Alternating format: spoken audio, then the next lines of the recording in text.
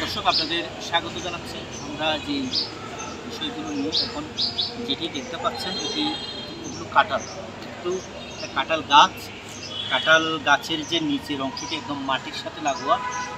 আমারও একটি ভুল ধারণা হয়েছিল। প্রথমে আমি মনে করছিলাম হচ্ছে কিছু ছোটো কাঁঠাল পড়ে আছে, কিন্তু পরে দেখছি না, একটু কাঁঠাল। আমি যদি আমার সহকর্মীকে একটু দেখেন এই যে কাঁঠালগুলো কিন্তু এখনও ছোটো সাইজের, এগুলো কাঁঠাল গাছের সাথেই আছে।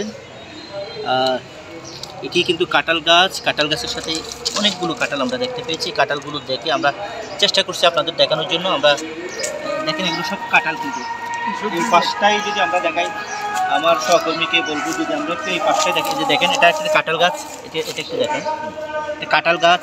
যে কাঁঠাল গাছের চারটে ছোটো কাঁঠাল, এদিকে অনেকগুলো কাঁঠাল। এটি সহজে কিন্তু একসময় গ্রামে অনেকগুলো দেখা যেত, এখন কিন্তু সহজে দেখা যায় না। এটি আমরা চকরিয়ার একটি স্থানে দেখতে পেয়েছি। চকরিয়া থানা ভবন কাঁঠালের যে বড় বিশাল একটি কাঁঠাল গাছ।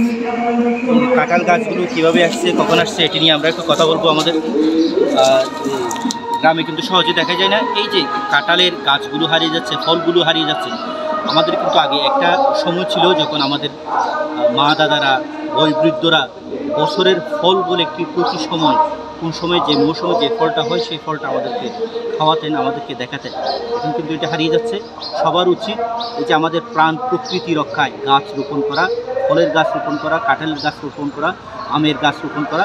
তাহলে হচ্ছে আমাদের যে প্রাণ প্রকৃতি সেগুলো ফিরে আসবে। আমাদের যে অতি বড় জলবায়ু পরিবর্তনের ফলে আমরা যে কষ্ট পাচ্ছি সেই কষ্টগুলো পাবো না। আশা করি আপনারা সবাই নিজে, এই যে বর্ষা মৌসুম শুরু হয়েছে, প্রতিটা মানুষ আমরা যদি এক একটা গাছের চারা রোপণ করি, তাহলে আমাদের এই শ্যামল বাংলাদেশ, পুরো বাংলাদেশ সবুজে সমারোহ হয়ে যাবে। সেই প্রত্যাশা রেখে শেষ করছি। যে যেখানে থাকুন ভালো থাকুন, নিরাপদে থাকুন।